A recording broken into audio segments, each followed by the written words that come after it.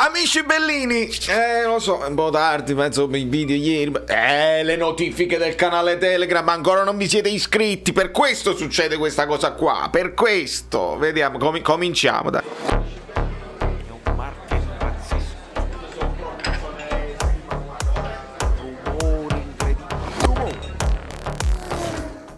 Allora, non erano le notifiche del canale Telegram, era un amico bellino che giustamente mi inviava questa cosa qua, che vediamo subito davanti al mio bel faccione, come diceva qualcuno, ci metto il mio bel faccione. Insomma ragazzi, si è parlato per 5 minuti di un eventuale, vabbè, però io voglio dire, va bene anche così. Benvenuto architetto Vincenzo Vitiello, penso sia architetto, benvenuto architetto, parliamone, anche perché anche gli architetti, gli ingegneri e i traslocatori devono mangiare e devono lavorare, e io ne so parecchio di queste cose qua, infatti non c'ero prima e non ci sarò dopo e poi devo andare a faticare, è impossibile fare quello che dovrei fare in questo mese. Lasciatemi un like per favore. Lasciatemi un like, così magari i famosi like che sciolgono tutte le situazioni intricate, perché i like servono anche a questo, a sciogliere le situazioni intricate, i nodi che vengono al pettine. Insomma, così, pettine che io non uso mai. Signori, insomma, allora, volendo fare una cosa, poi parliamo subito di Ambrabam, perché vedete, come vedete, l'ho già preparata in rosso, non c'è dubbio, perché sempre in rosso dobbiamo giocare, non esiste proprio. Insomma, ditemi voi che ne pensate nei commenti. Questa comunque è una notizia. Vedete, Amalquit, quindi questa foto, e anche probabilmente l'hanno fatta prima, penso, ma me ne vado per un'idea, perché Amalquit dovrebbe stare ancora infortunato e insomma non la vogliono proprio finire. Quante magliette dobbiamo avere quest'anno? Non fa niente, meglio una in più che una in meno, su questo non c'è dubbio, meglio azzurra che rossa, se lo chiedete a me.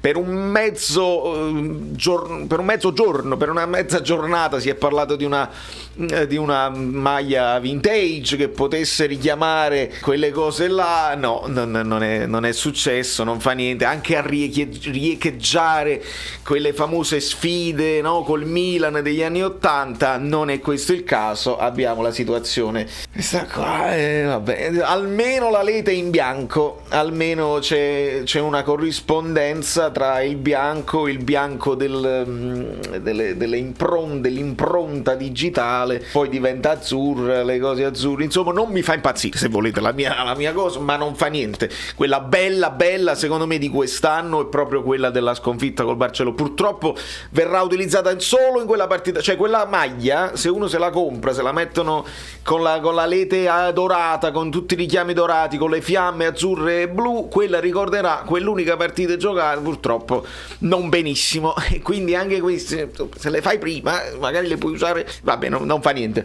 Non ci vogliamo lamentare, ti lamenti sempre, eccetera eccetera. Una cosa di cui non mi lamento e siamo contenti, signori, guardate quanti ne abbiamo in grigio. Allora, prima di tutto io vi consiglierei, per sfizio, per divertimento personale, di andarvi a rivedere quello che è successo all'andata. Io la mia memoria non è ottima, non è incredibile, io me le dimentico le partite, perché poi ce ne sono altre, poi devo imparare delle canzoni e quindi faccio posto alla memoria e spingo dietro nel dimenticatoio tutto quello che è successo. La partita dell'andata, gol di Elmas, c'è tanto per dirne una. Elmas non è buono, non è né carne né pesce, non serve a niente. 0-1, gol di Elmas, 3 punti incredibili, ma al di là di questo ricordiamo che fu condita da varie polemiche arbitrali che io mi sono sentito di spegnere, al di là di quello che hanno detto i media nazionali, perché ricordate bene, ci fu quel gol di Chessy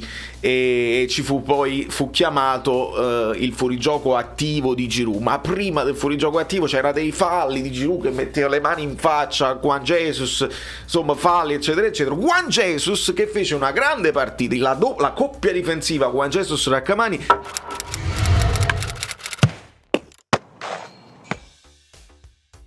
fecero una grande partita contro il Milan all'andata, nonostante Ibrahimovic qualche preoccupazione ce la creò. Se voi vi andate a ripescare i video, la reaction o il video, perché c'è il doppio video, le parole di Pioli che non piacquero e l'analisi tattica, e vedete tutta una serie di cose. Avevamo delle problematiche, avevamo grandi problematiche, giocammo con Petagna prima punta, giocammo con Di Lorenzo adattato a sinistra e Malquit a destra, quindi fu una di quelle vittorie veramente inaspettate nel periodo in cui poi perdemmo con l'Atalanta, perdemmo con l'Empoli, insomma, quelle che non ti aspettavi arrivano e quelle che ti aspettavi non arrivano. Però la notizia di oggi vera e propria è che hanno lavorato in gruppo Anghissà e anche Lozano. Quindi io su Anghissà un'idea ce l'avevo di magari averlo recuperato piano piano e di portarlo in panchina e utilizzarlo come è stato utilizzato Lobotka nella scorsa partita, cioè te lo porti, non lo fai partire titolare perché all'inizio insomma tutti stanno come i pazzi eccetera eccetera, gradualmente li reinserisci. Spalletti ce l'ha sempre detta così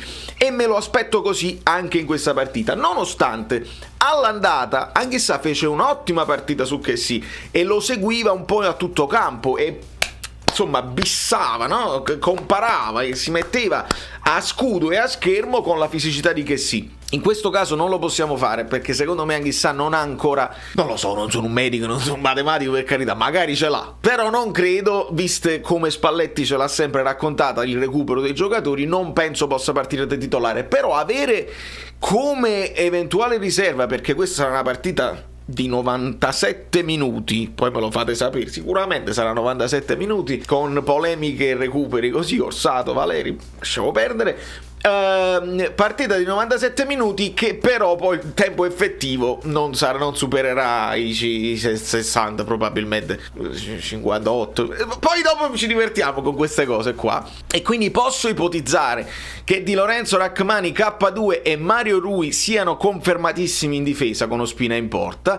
Ho scritto Juan Jesus perché ha fatto una grande partita all'andata e perché l'idea che magari, però su quella fascia chi ci potrà andare? Ci potrà andare Messias o ci potrà andare Saelemaekers, e quindi due più piccoli, non in grande fisicità, e quindi è più plausibile che ci vada un Mario Rui lì che almeno possa avere lo scatto nel breve per seguirli, oppure che vengano insomma impegnati, perché Mario Rui si spinge rispetto a un Juan Jesus. Però lo teniamo qui, non penso possa giocare al posto di K2. Giocare al posto di Rachmani significa spostare K2, non lo farei. Ecco, quindi la difesa bene o male è questa. Possiamo ipotizzare che il recupero di Lobotka lo possa vedere titolare insieme a Fabian, inamovibile ovviamente, con questi due Demme e Anghissà che possono eventualmente nel secondo tempo aggiungere un po' di dinamismo e fisicità.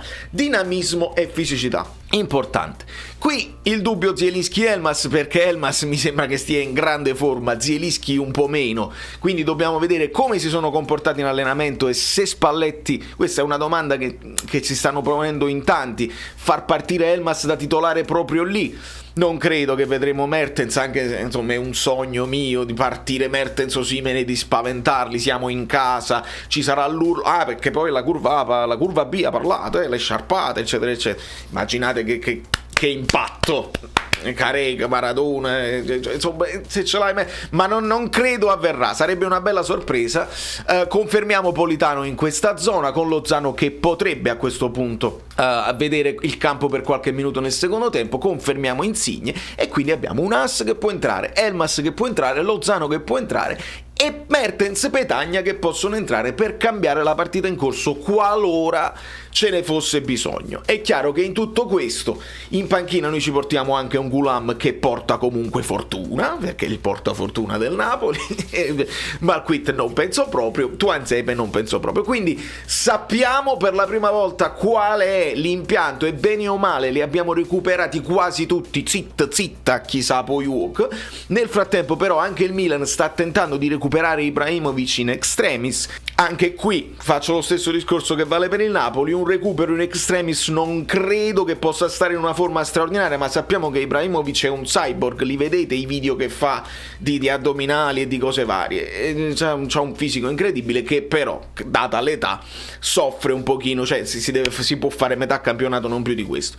Giroud si sta comportando molto bene al centro dell'attacco. Nel derby che abbiamo visto il Milan molto meglio dell'Inter, attenzione alla catena di sinistra, perché la catena di sinistra sarà quella terribile, quindi Di Lorenzo e Politano saranno molto impegnati a controllare Theo Hernandez e Leao, che sono due giocatori che ti possono fregare, anche perché immaginate che questo è Theo Hernandez, molto spesso lui se ne va proprio per vie centrali, l'abbiamo visto anche con l'Inter, e quindi te lo devi andare a prendere, e quindi Di Lorenzo deve stare attento e deve stare attento Fabio. Ecco perché qua sarebbe bello avere Anguissa che possa anche doppiare, ma insomma dobbiamo vedere anche chi avrà il pallone in quei momenti. Attenzione a Leao, attenzione a chi sarà il sottopunta del Milan, ne abbiamo viste varie. Diaz sta partendo dalla panchina, è stato messo Krunic che è più di contenimento più che di fantasia, potrebbe partire Brahim Diaz, e quindi questo è l'attacco del Milan, insomma temibile. A centrocampo c'è Benasser, c'è Kessie,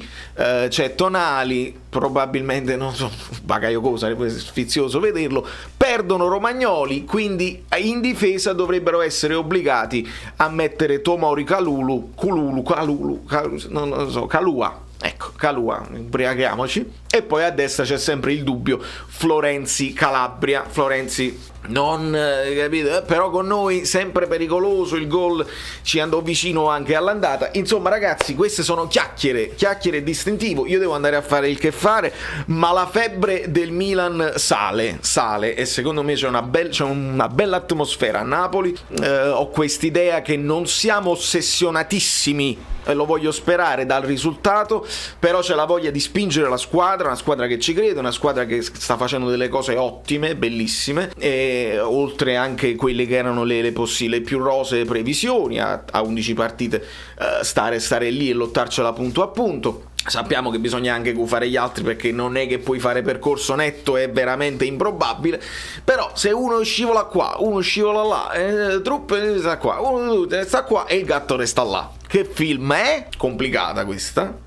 Truppe ne salta di là, Truppe ne salta di qua e il gatto resta là. Se riuscite a indovinarmi anche questa, siete i miei eroi. Da New York, Valerio Fluido è tutto. Se mi sono dimenticato qualcosa di fondamentale che è successo oggi, così abbiate pazienza, me lo dite voi e poi ne parliamo. Domani magari esce una live all'improvviso, che ne sai?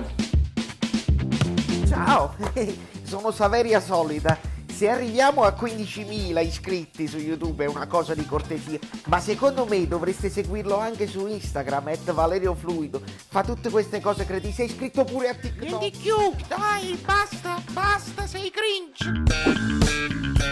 Quante cose.